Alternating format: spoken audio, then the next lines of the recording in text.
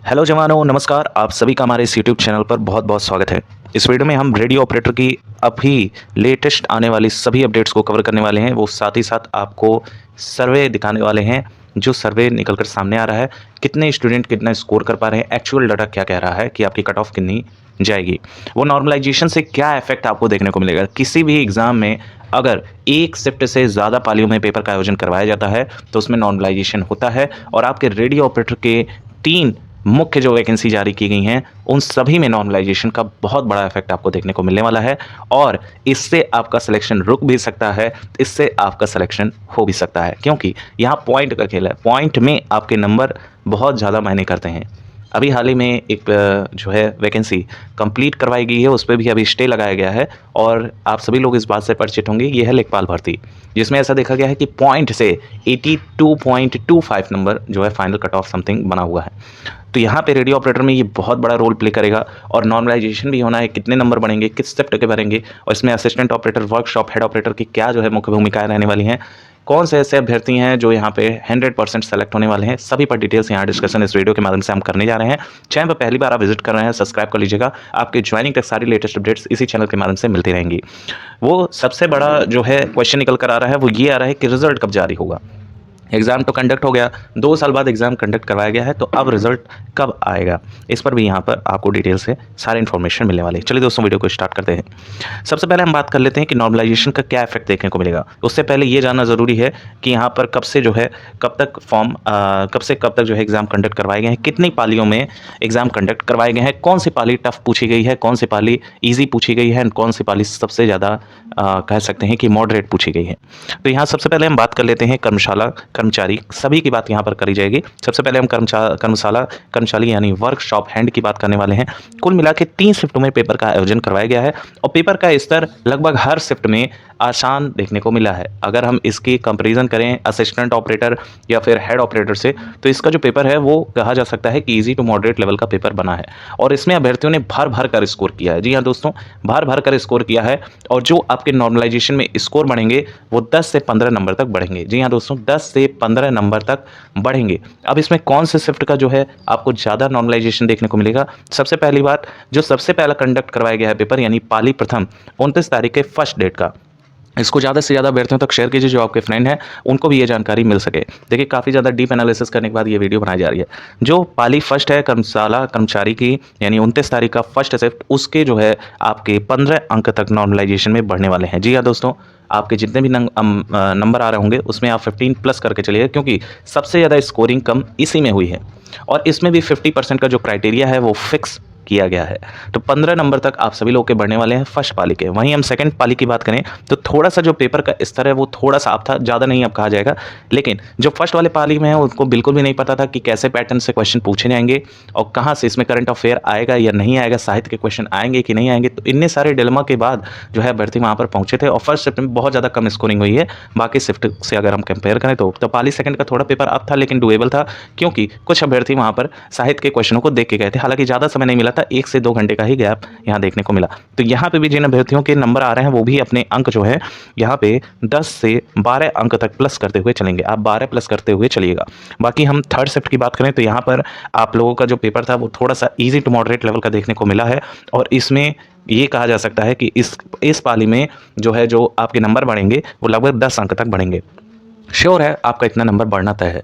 आप सभी लोग इस बात को मानिए, 10 नंबर तक आप अपने में प्लस करके चलिए और यहाँ जो फाइनल कट ऑफ आपकी बनेगी वो आपकी जो जाने वाली है वो लगभग यूआर कैटेगरी से आप बिलोंग कर रहे हैं, यही हम आपको बता देते हैं। यूआर कैटेगरी से बिलोंग कर रहे हैं और आपके अंक अगर यहाँ पे आ रहे हैं लगभग 305 अंक तक, आप अपना सिलेक्शन लगभग तय मानिएगा। जी हाँ दोस्तों, इतना स्कोरिंग भी नहीं हुआ है कि 330 340 प्लस गया है, क्योंकि 3 ही शिफ्ट में पेपर का आयोजन करवाया गया है और स्टार्टिंग के ही 2 ही दिन में पेपर कंडक्ट करवा लिया गया है। तो ज़्यादा मौका भी नहीं मिला है कि अभ्यर्थी जो टेंडेंसी पूछी जा रही है, जैसे असिस्टेंट ऑपरेटर में देखा गया कुल लगभग जो है 15 से 16 शिफ्ट का आयोजन करवाया गया, इसमें ज़्यादा समय नहीं मिला था। तो लगभग 305 अंक स्कोर करने वाला अभ्यर्थी बिल्कुल सेफ है। आपके नॉर्मलाइजेशन में 15 नंबर तक बढ़ जाएंगे और यहाँ पे आपके सिलेक्शन होने के चांसेस बहुत ज़्यादा हैं। बाकी आप ओबीसी कैटेगरी से हैं और ईडब्ल्यूएस कैटेगरी से आप बिलोंग कर रहे हैं और आपके अंक लगभग 298 तक बन रहे हैं। 298 अच्छा स्कोर माना जा रहा है और इतने में आप लोगों का चयन होने की प्रोबेबिलिटी बहुत ज़्यादा बन रही है। बाकी आप एससी कैटेगरी से बिलोंग कर रहे हैं, लगभग आपके 285 अंक हैं, आप अपने आप को श्योर मानिए। और आप एसटी कैटेगरी से बिलोंग कर रहे हैं, आपके अंक 270 तक हैं, तो आप अपने आप को सेफ मानिए। ये आपकी वर्कशॉप हैंड की जो है कट ऑफ जाने वाली है। नेक्स्ट हम बात कर लेते हैं अपने हेड ऑपरेटर वाले साथियों की। हेड ऑपरेटर में आपका क्या जो है देखने को मिलेगा, कितना रिस्पांस देखने को मिलेगा। देखिए इसका जो पेपर है अगर हम बाकी से कंपेयर करते हैं तो थोड़ा सा अप रहा है। असिस्टेंट ऑपरेटर से भी थोड़ा अप पेपर हेड ऑपरेटर में पूछा गया और इसका बेसिक रीजन भी आप लोग जान रहे हैं, हेड ऑपरेटर नाम में ही हेड जुड़ा हुआ है। तो हेड ऑपरेटर की कुल 3 पालियों में पेपर कंडक्ट करवाया गया है और इसमें भी ज़्यादा समय नहीं मिला है। ये बात तो तय है कि जितने भी अभ्यर्थी इसमें पार्टिसिपेट किए हैं उनको ज़्यादा मौका नहीं मिला है कि वो एनालिसिस कर सकें कि किस हिसाब के पैटर्न यहाँ पर पूछे जाने हैं। सेम वही चीज़ कर्मशाला कर्मचारी वाला पेपर आसान तो आ ही गया है, लेकिन जो कर्मशाला वाले में पेपर आसान आया था तो उसमें भी अभ्यर्थी तैयार नहीं थे, मेंटली प्रिपेयर नहीं थे। और सेम यही चीज़ प्रधान परिचालक में थोड़ा पेपर अब भी आ गया। किसी शिफ्ट में थोड़े बहुत केमिस्ट्री के भी क्वेश्चन जीएस में पूछ लिए गए और फिजिक्स का वैसे भी वेटेज ज़्यादा है, 20-20 क्वेश्चन। किसी शिफ्ट में फिजिक्स के ज़्यादा क्वेश्चन जो है आस कर लिए गए। तो यहाँ पे काफ़ी ज़्यादा जो है ट्रॉमा क्रिएट हुआ है। फिर भी अगर प्रधान परिचालक की हम एक जो है नॉर्मलाइजेशन की अगर हम बात करें कितना जो है आपके अंक बढ़ सकते हैं, देखिए सबसे ज़्यादा आपका नॉर्मलाइजेशन प्रधान परिचालक में ही होने वाला है क्योंकि यहाँ पर स्कोरिंग कम हुई है।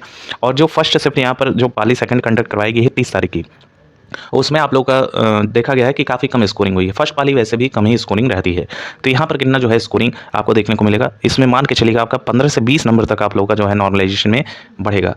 जी हाँ दोस्तों, ये ज़्यादा लग रहा होगा लेकिन इतना आपका नॉर्मलाइजेशन में बढ़ने के जो है चांसेस बहुत ज़्यादा है क्योंकि स्कोरिंग कम हुई है। बाकी हम यहाँ पे सेकंड शिफ्ट की बात कर लें, थोड़ा पेपर अप रहा है, और इस शिफ्ट की बात कर लें तो इसमें भी पेपर अप रहा है।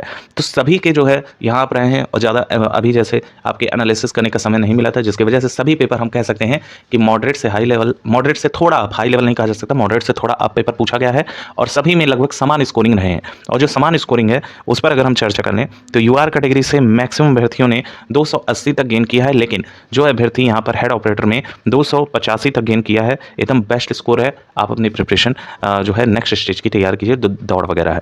और बाकी ओबीसी और ईडब्ल्यूएस कैटेगरी से आप बिलोंग कर रहे हैं, एक बेस्ट स्कोरिंग जो एक्सपर्ट्स के द्वारा भी बताया जा रहा है। देखिए कई लोगों का कहना है कि 330 335 प्लस जाएगी हेड ऑपरेटर की कट ऑफ। ये जो है पॉसिबल नहीं है। एक तरह से वैकेंसी देखें तो 900 950 के अप्रॉक्स जो है वैकेंसी देखने को मिल रही है, अच्छे लेवल की वैकेंसी है और इतनी कट ऑफ जाने की बहुत ज़्यादा कम चांसेस हैं। और एएसआई की भी आप अगर कट ऑफ देखें तो लगभग आपको उतनी देखने को मिलेगी, 280 से 85 के बीच में एएसआई की, उसमें लगभग 200 समथिंग पोस्ट था, उस समय की कट ऑफ लगभग उतनी गई थी। ओबीसी और ईडब्ल्यूएस की अगर हम कट ऑफ की बात करें तो यहाँ पे लगभग जिनके भी स्कोरिंग 280 तक आ रहे हैं। देखिए नॉर्मलाइजेशन में आप 20 अंक प्लस करके चलिएगा, इसमें हेड ऑपरेटर में 285 प्लस 20 अगर आप करेंगे तो लगभग जो आंकड़ा है वो आपका जो है टच होगा 305 नंबर तक। 305 बहुत अच्छा स्कोर हेड ऑपरेटर में रहने वाला है। बाकी आप अगर एसटी कैटेगरी से बिलोंग कर रहे हैं तो आपके यहाँ पर अच्छे स्कोर माने जा सकते हैं 270 के अप्रॉक्स, और एसटी हैं तो 200 लगभग 40 के अप्रॉक्स आप अपना मान के चलिएगा। अब एसटी कैटेगरी में क्या होता है, कभी कभी कट ऑफ थोड़ी ज़्यादा जाती है क्योंकि वहाँ जो अभ्यर्थी पार्टिसिपेट कर रहे हैं वो कैसा स्कोर किए हैं ये उन पर डिपेंड करता है। कभी कभी एसटी के कुछ ऐसे कैंडिडेट होते हैं जो पार्टिसिपेट नहीं करते हैं, बहुत अच्छी तैयारी होती है तो वो किसी अन्य एग्जाम की तैयारी करते हैं। किसी भर्ती में देखा जाता है कि एसटी के कुछ ऐसे अभ्यर्थी होते हैं जो उतना पढ़ाई में ध्यान नहीं देते हैं और ऐसे ही फॉर्म भर देते हैं, लेकिन उनका सिलेक्शन हो जाता है क्योंकि वहाँ पर कंपटीशन कम रहती है। तो यहाँ पर डिपेंड करेगा कि किस तरह के एसटी के कैंडिडेट यहाँ पर हमारे साथ ही बैठे हुए हैं। बाकी आप अगर फीमेल कैटेगरी से हैं तो आप मान के चलिएगा आप अपने में से लगभग 15-15 अंक तक माइनस कर लीजिएगा। जी हाँ, डिफेंस का देखा जाता है जो रक्षा वाले हैं उसमें जो फीमेल की कट ऑफ है वो कम ही जाती है, जैसे एसएससी सीपीओ वगैरह में भी देखेंगे तो लगभग 15 नंबर का डिफरेंस आपको मेल कैटेगरी से देखने को मिलेगा। ये फीमेल की बात की रही, 15-15 नंबर आप माइनस करते हुए चलिए, ये ना कोई फीमेल कहेंगी कि हमारी कट ऑफ नहीं बताई गई है। नेक्स्ट, अब देखिए सबसे ज़्यादा अप्लाई भी यहाँ पर सहायक परिचालक में हुए हैं। सहायक परिचालक में आपके अप्लीकेशन देखा जाए तो लगभग 4 लाख के अप्रॉक्स वैकेंसी कितनी है, 1374 सबसे पोस्ट है, लेकिन सबसे ज़्यादा मार भी इसी में है। अब ये देखिए इसको अगर इस डाटा को हम समझते हैं तो यहाँ पर कुल लगभग 16 शिफ्ट कहा जा सकता है मोटे तौर पे, हर दिन 2 शिफ्ट का आयोजन करवाया गया है और यहाँ पर स्टार्टिंग हो गई थी 1 से लेकर 8 तारीख के बीच में, 1 और 8 फरवरी के बीच में। अब यहीं हम आपको अगर रिजल्ट की बात कर लें तो रिजल्ट कब आएगा, देखिए रिजल्ट आप लोगों का इसी महीने जारी होने की संभावनाएं बहुत ज़्यादा है। इस महीने के अंत तक आप लोग के जो रिजल्ट हैं वो पब्लिश कर दिए जाएंगे। अगर इस महीने टलता है तो 20 अप्रैल के पहले आप लोगों का रिजल्ट 100% जारी हो जाएगा और आपका दौड़ अप्रैल के लास्ट में होने की बहुत ज़्यादा चांसेस हैं। जी हाँ दोस्तों, जब आपका रिजल्ट जारी होगा मुश्किल से आपको 10 दिन मिलेंगे, 10 दिन, 10 डेज मोर देन इनफ है, आपकी जो है दौड़ यहाँ कंडक्ट करवा ली जाएगी। तो अभी भी जो ये फालतू की चीज़ों में बिज़ी हैं कि मेरा पता नहीं होगा कि नहीं मैंने इतना ही स्कोर किया है, क्या हो सकता है, क्या चांसेस हैं। हर यूट्यूब चैनल पे देखिए तो जा कमेंट कर रहे हैं मेरे इतने नंबर हैं, मैं क्या करूँ, मैं क्या करूँ, मैं क्या। देखिए आप जितने भी स्कोरिंग है, आप में अगर आत्मविश्वास है, आपको लग रहा है कि आपका सिलेक्शन होने के चांसेस थोड़े भी हैं, आप अपनी रनिंग स्टार्ट कर दीजिएगा, क्योंकि रनिंग में यहाँ पर देखा जाता है जो ज़्यादा इंटेलिजेंट होता है उसका जो है फिजिकल वीक होता है, ये सत्य है। लेकिन किसी-किसी अभ्यर्थी का ऐसा जो है ढाँचा होता है उसके शरीर का कि वो उसका मेंटल पावर भी बहुत तेज़ होता है और वो स्कोर भी मतलब पढ़ने में भी तेज़ है, फिजिकल में भी तेज़ है, क्रिकेट में भी तेज़ है, स्पोर्ट्स वगैरह सब में तेज़ है, उसका सिंगिंग भी बेस्ट है। तो ऐसे जो है बहुत कम अभ्यर्थी होते हैं। मैक्सिमम यही देखा जाता है जिसका मेंटल स्ट्रॉन्ग होता है, उसका फिजिकल वीक होता है। तो जो ज़्यादा अभ्यर्थी स्कोर किए 340, 345 उसमें से मैक्सिमम ऐसे अभ्यर्थी होंगे जिनका फिजिकल वीक है। तो यहाँ पर चांसेस बहुत ज़्यादा होता है कि कम कट ऑफ आपके जाने के चांसेस हैं और वो भी अभ्यर्थी यहाँ पर सिलेक्शन ले जा सकता है जिसके थोड़े कम मार्क्स हैं। तो आप रिज़ल्ट की बात हो गई, रिज़ल्ट आपका 20 अप्रैल तक निश्चित तौर पे आ जाएगा और अप्रैल के लास्ट में ही आप लोग का जो है दौड़ कंडक्ट करवा लीजिएगा। अभी से आप अपना प्रिपरेशन स्टार्ट कर दीजिएगा, यही हमारी जो है ओपिनियन है। अगर हम इसमें बात करें तो कुल मिला के स्टार्टिंग में जो देखा गया है, तो स्टार्टिंग में यही देखा गया है कि सभी में जैसे कि आपको बताया वर्कशॉप हैंड में या हेड ऑपरेटर में फर्स्ट शिफ्ट टफ रही है। टफ कहा जा सकता है, पेपर का लेवल तो इस तरह ही है। पेपर का लेवल बनाया ये ऐसा गया था कि डुएबल था। हिंदी थोड़ी सी टफ थी, कहा जा सकता है साहित्य के क्वेश्चन पूछे गए हैं, तो 5 से 6 क्वेश्चन या किसी किसी शिफ्ट में तो 8-8 क्वेश्चन तक साहित्य के डायरेक्ट पुटअप किए गए हैं। और बल्कि सिलेबस देखा जाए तो सिलेबस में मतलब कुछ खास उसमें ऐसा वर्णन नहीं किया गया, फिर भी वहाँ पर लिखा था हिंदी साहित्य। तो इतने क्वेश्चन डाल देना थोड़ा सा यहाँ पर क्रिएट कर रहा है चैलेंज को। अब जिसके अच्छे थे साहित्य में वो बढ़िया स्कोर किया हुआ है। फिर भी अब स्टार्टिंग में इसमें किस में जो है किस शिफ्ट में ज़्यादा जो है नॉर्मलाइजेशन का फ़ायदा मिलेगा। देखिए 1 फरवरी के डेट में, 2 फरवरी के डेट में और 3 और 4 फरवरी के डेट में जो जितनी भी पालियाँ करवाई गई हैं, इन सब की आप मान के चलिएगा 20 नंबर तक जो है आपके नॉर्मलाइजेशन में बूस्ट होंगे। क्योंकि एक बात आप सच तौर पे जान लीजिएगा, ये तुरंत है कि जो अभ्यर्थी जो है बाद वाले शिफ्ट में गए हैं वो अच्छे से प्रिपरेशन करके गए हैं, एग्जाम के एनालिसिस करके गए हैं, साहित्य वगैरह पढ़ के गए हैं, तो उनका स्कोरिंग बहुत ज़्यादा हो रहा है अगर हम इन शिफ्टों से कंपेयर करें। ठीक है, जो फर्स्ट वाले स्टार्टिंग में फेस कंडक्ट करवाए गए हैं उसमें अभ्यर्थियों को ज़्यादा नॉलेज नहीं थी उस चीज़ की कि ऐसे क्वेश्चंस पुटअप किए जाएंगे। बाद में जो 5 फरवरी, 6 फरवरी, 7 फरवरी और 8 फरवरी के डेट में जो पेपर कंडक्ट करवाया गया है 2-2 पालियों में, उसमें मैक्सिमम अभ्यर्थी जो है एनालिसिस कर दे के गए हैं और वहाँ पर ज़्यादा स्कोर करके आए हैं। तो जिन भी अभ्यर्थियों की यहाँ पे स्कोरिंग बन रहे हैं 330 वाले, तो ये वही अभ्यर्थी हैं जो बाद वाले हैं। तो ये बात जान के चलिएगा, जिन अभ्यर्थियों के 330 प्लस आ रहे हैं ये 7-8 वाले हैं। ज़्यादातर जो स्टार्टिंग में हैं उनके 280, 290 यूआर कैटेगरी की बात हो रही है, 290 तक ये जो है मैक्सिमम स्कोरिंग रही है देखने को मिल रही है। अब ये जो है आपका क्लियर हो गया होगा आई होप सो। तो यहाँ पे जो नॉर्मलाइजेशन में स्कोर बनेंगे तो सबसे ज़्यादा आपका पहला, दूसरा, तीसरा और चौथे का बढ़ेगा 20 नंबर तक। और बाद के जो शिफ्ट वाले हैं उनका जो है लगभग यहाँ पे जो देखने को मिलेगा वो यहाँ पे लगभग 10 अंक तक नॉर्मलाइजेशन देखने को मिलेगा। क्योंकि इक्वलिटी तो करेगा आयोग और इक्वलिटी में यही होगा कि जब भी जो पेपर कंडक्ट कराया जाता है स्टार्टिंग में उनके कम स्कोर रहते हैं, बाद में उनके स्कोर बूस्ट हो जाते हैं। तो इसीलिए कहा जा रहा है जिनके भी स्कोर अच्छे नंबर बन रहे हैं और वो दूसरों की वीडियो देख के 330 वाला चल के चलना है कि मेरा तो सिलेक्शन रुकने वाला है, आप मान के चलिएगा कि आपका सिलेक्शन हो सकता है। ऐसा नहीं है कि आपका थोड़ा कम नंबर है तो आपके चांसेस बहुत नल के बराबर है। यहाँ एक बेस्ट स्कोर क्या रहेगा यूआर कैटेगरी से। तो यूआर कैटेगरी से आप बिलोंग कर रहे हैं, यहाँ फीमेल की भी हम साथ में बात करते चलेंगे। यूआर कैटेगरी से आप बिलोंग कर रहे हैं साथियों और आपके यहाँ पे लगभग 285 तक बन रहे हैं, बहुत बढ़िया स्कोर माना जा रहा है। जी हाँ दोस्तों, बहुत अच्छा स्कोर है, आप चाहे फर्स्ट शिफ्ट से हो या चौथे। और बाकी जो आखिरी वाले शिफ्ट गए हैं इस पर भी कोई डिस्कशन नहीं कर रहा है। आखिरी के जो शिफ्ट हैं उनका जो है लगभग 300 के अप्रॉक्स बेस्ट स्कोर माना जा रहा है। ये बात आप देख के चलिएगा। जो आखिरी के शिफ्ट में पढ़े यानी कि 6, 7, 8 वाले जो शिफ्ट के हमारे साथी हैं उनका जो स्कोर है वो 300 के अप्रॉक्स रह रहा है और बाकी जो स्टार्टिंग वाले हैं उनका 280 से लेकर 285 तक रह रहा है। तो बेस्ट स्कोरिंग सिलेक्शन के लिए यही है। अब इसमें नॉर्मलाइजेशन होगा तो आपको जैसा बताया गया है उस हिसाब से आपका नॉर्मलाइजेशन होगा। फीमेल कैटेगरी का क्या है, फीमेल कैटेगरी 280 स्टार्टिंग वाले फेस की और बाद वाले का 290 तक। ये है आपकी स्कोरिंग स्टार्टिंग की और फाइनल की। अब हम बात कर लेते हैं, देखिए ईडब्ल्यूएस और ओबीसी का क्या रिस्पॉन्स देखने लगभग सेम ही रहता है। पॉइंट में नंबर हो सकते हैं आगे पीछे, और पॉइंट का ही तो खेल ही है। पॉइंट में जितने नंबर बढ़ेंगे उतना जो है आपके सिलेक्शन होने के चांसेस बढ़ जाएंगे। ईडब्ल्यूएस और ओबीसी, यहाँ फीमेल की हम बात करेंगे। यहाँ पे जो स्कोरिंग है वो लगभग आप मान के चलिएगा 280 तक एक सिलेक्शन होने का ये फाइनल है। देखिए दौड़ के लिए तो कम वाले बुला लिया जाएगा, लेकिन फाइनल के लिए हम ये बता रहे हैं 280 नंबर एक बेस्ट स्कोर है। जी हाँ दोस्तों, 280 नंबर एक बेस्ट स्कोर है। ये स्टार्टिंग वाले फेस का है। बाद वालों का क्या है, यहाँ पे ईडब्ल्यूएस का 295 तक और ओबीसी का। फीमेल कैटेगरी का क्या है, यहाँ पर 270 और यहाँ पे बाद वालों का 280 तक। ठीक है, ये बेस्ट स्कोर है। ये आपको पहले ही हम बता दें 1, 2, 3 और 4 फरवरी की डेट वाला है। बाकी 5, 6, 7 और 8 फरवरी के डेट वाला ये वाला है।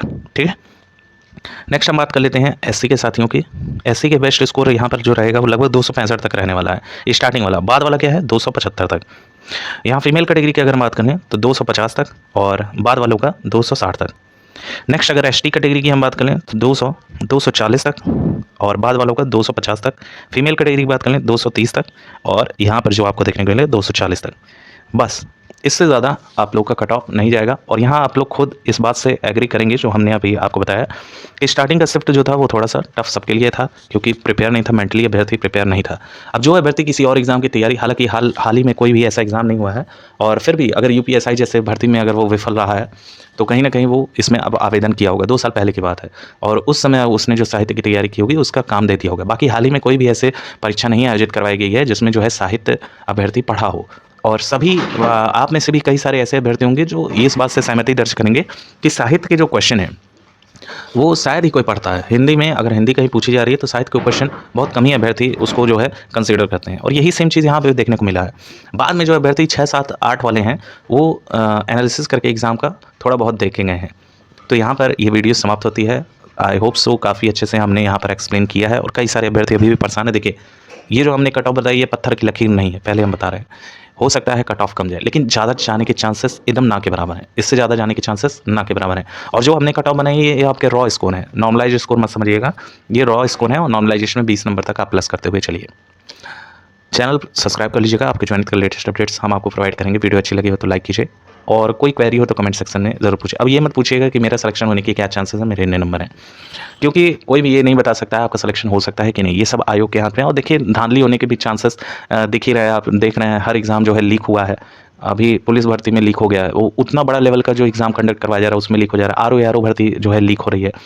तो कैसे कहा जा सकता है कि इसमें रेडियो ऑपरेटर में पेपर लीक नहीं हुआ है, और क्या संभावना है? जब एसआई का पेपर हुआ था वहाँ पे भी कंप्यूटर के थ्रू 4 ही मिनट में 150 क्वेश्चन सॉल्व कर दिए गए थे। तो यहाँ पर कुछ कहा नहीं जा सकता है। अगर अच्छे तरीके से भर्ती होती है ये आपका फाइनल मेरिट रहने वाला है। Thank you so much for watching and keep updated.